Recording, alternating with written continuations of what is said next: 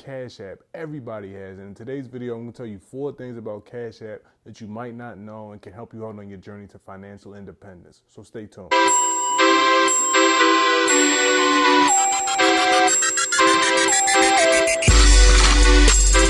I just got that money swag.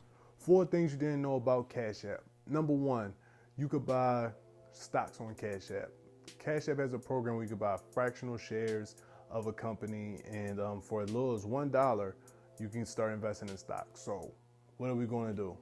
They got Amazon, Tesla, Disney, Nike, a host of other companies on there, and we're going to pick one, do our due diligence on it.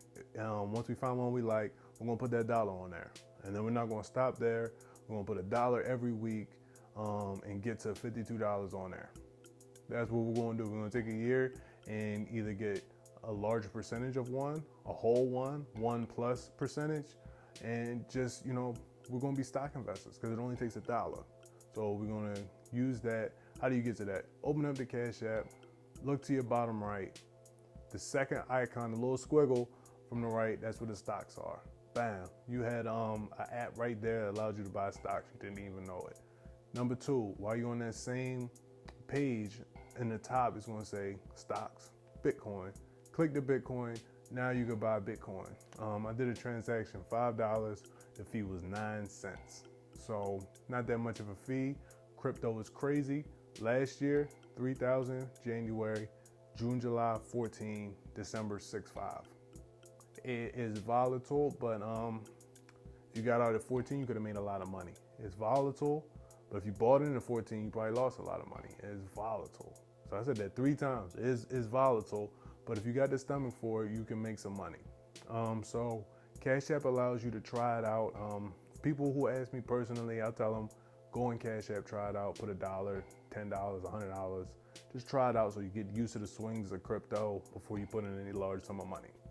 And then number 3, this is for somebody who puts a large sum of money in there.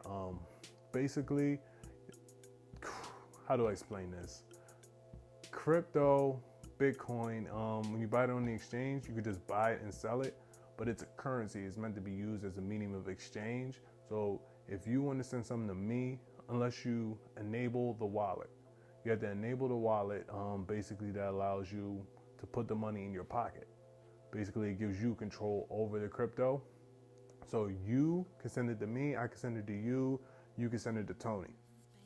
So that allows us to take our currency off the exchange, take our Bitcoin off of the exchange, because like you have 50 Bitcoin, you might not want it to sit on there while Cash App is doing an update. You might want to have that in your personal pocket. So we're going to use that wallet as we get more sophisticated to take our cryptocurrency on and off the exchange, use it to do transactions if we want to send somebody Bitcoin or something like that. So that's what we're going to do, and it allows you people to send you it off of other exchanges because you have a wallet now, you have an address people can send it to. It's a step above just being able to buy and sell Bitcoin.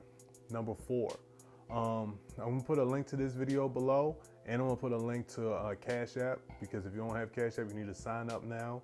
Lower the barrier to entry for stocks and investing. But number 4 is beware of scams on Cash App. Cash App is just a medium of exchange. There's no real buyer protections.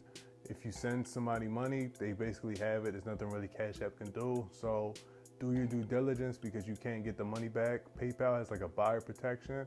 Cash App doesn't really have that. So if you send somebody money, I got hit with a little scam. I'm gonna put the link below, more info on that. Basically, I was just beat, couldn't get the money, so don't get beat.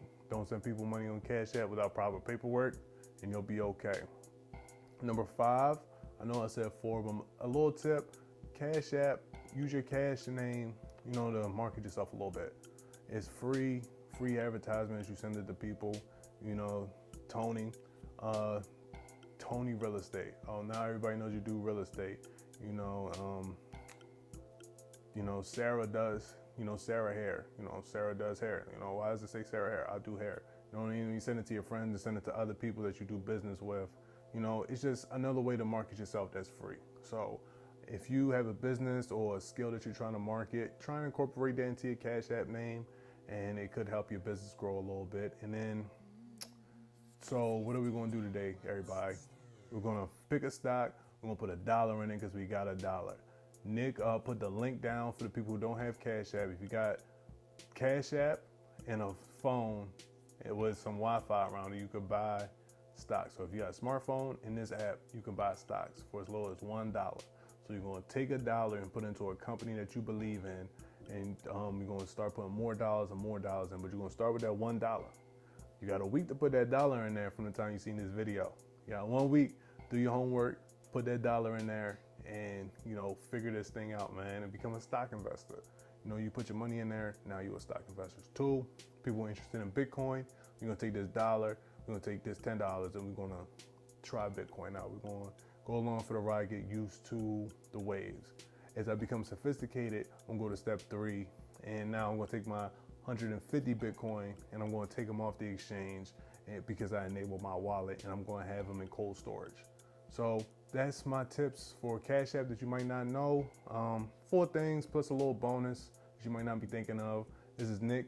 Like and subscribe. Check out the other videos. If you don't have Cash App, sign up below. So this is Nick signing out. I hope you guys enjoyed this video. I got a lot more coming.